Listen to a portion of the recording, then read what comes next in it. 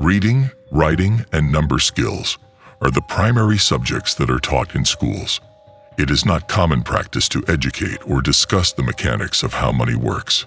It is clear that a disproportionate number of kids graduate from high school without any knowledge of personal finance, investing, or business. If a student is very fortunate, they may be able to enroll in a home economics course where they can learn how to manage their money and create a budget. Those students who are interested in learning about the relationship between supply and demand in an economy may be able to take economic studies during their time in high school. Before we move further, make sure to subscribe to our channel. However, education does not educate about how to transform earned income into assets that either cash flow or compound returns for exponential development. Neither of these types of investments are taught in school. Schools do not teach students how to minimize their tax liability. They don't highlight the route of the entrepreneur and instead place almost all of their emphasis on the significance of acquiring a good job and furthering one's education. Asking a teacher whether they think you should go to college is similar to asking a hairdresser whether they think you need a haircut, since the educational system is a self-promoting system. If business people were in charge of the educational system, each and every student would be encouraged to launch their own company. What students aren't taught in school is that there are a variety of ways to earn a living in the real world. Students can aim to attend trade schools and train to be an electrician, plumber, or another specialized craft.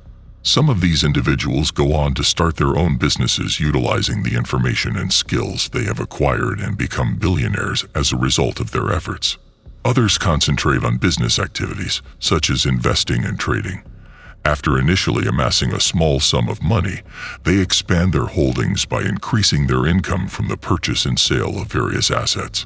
People who choose to follow the route of self-employment establish their own jobs by rendering a service to others. Their clients serve as their only superiors. Entrepreneurs take the risk of starting their own companies and rely on the revenue they generate to support themselves.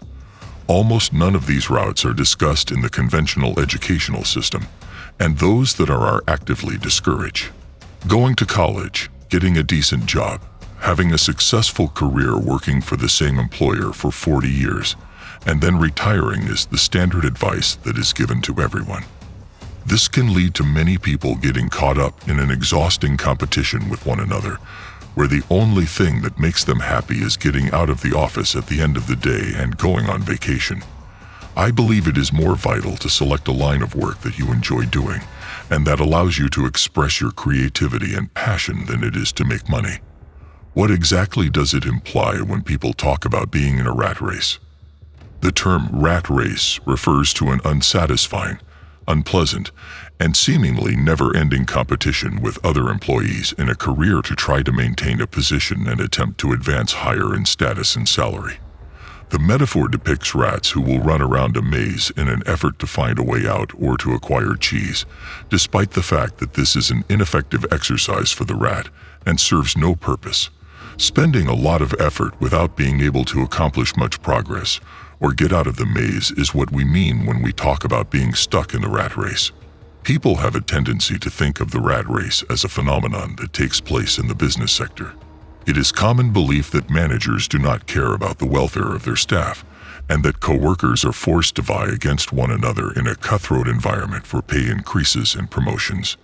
In general, putting in long hours at work each week is seen to be something that must be maintained in order to support the present level of lifestyle, which may include things like a large house, a new luxury automobile, and pricey holidays.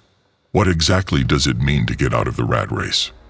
If you want greater freedom with your time, energy, and life to follow other interests, escaping the rat race involves quitting a high-status work with a huge income and a set financial lifestyle, at least temporarily, in order to pursue other interests.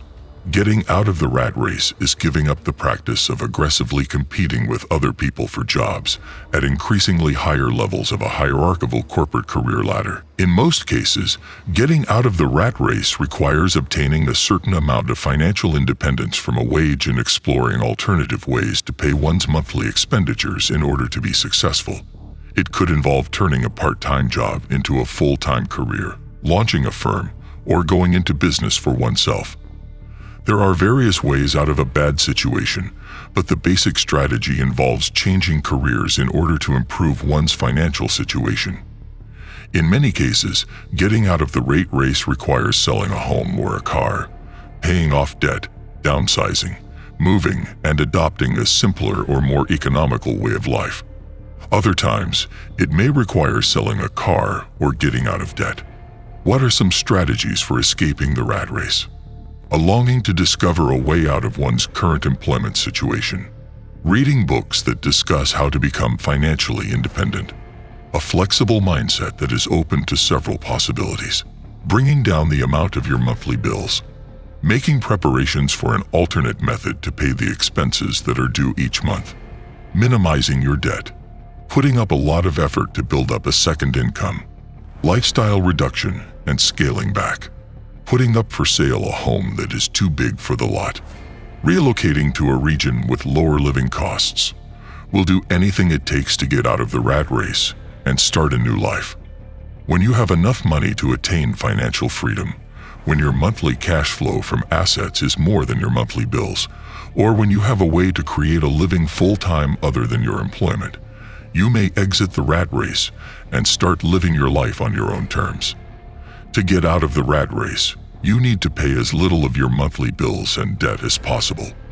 This is the most important component. You will be forced to stay at your job indefinitely if you have a significant mortgage, payments on a new car, credit card debt, and your spending is out of control. This is because you will be attempting to keep up with your monthly obligations and debt. You can get out of the financial rat race by lowering your spending as much as possible and increasing your income as much as possible. These are the two factors. You shouldn't rely solely on your salary. Instead, you should start developing alternative sources of money. Stop piling on more and more debt, and get started paying down your existing balances and putting money away for a safety net instead. Learn some new abilities that you can use to get money. Consider turning your interests and pastimes into sources of income. In the 21st century, there is no shortage of opportunities to do so. You have to educate yourself on the aspects of producing money that you were never taught in school. There is only one life to live, and for most people, squandering it away in a thankless corporate grind is not the path to choose in life. It's natural to be afraid of change, but if you play your cards correctly, the potential rewards of finding a way to make a profession doing what you love could even pay you more money than your current work. Put the cheese out of your mind and concentrate on evading capture. If you find this video informative, then don't forget to share it with others and subscribe to our channel for more. Thanks for watching.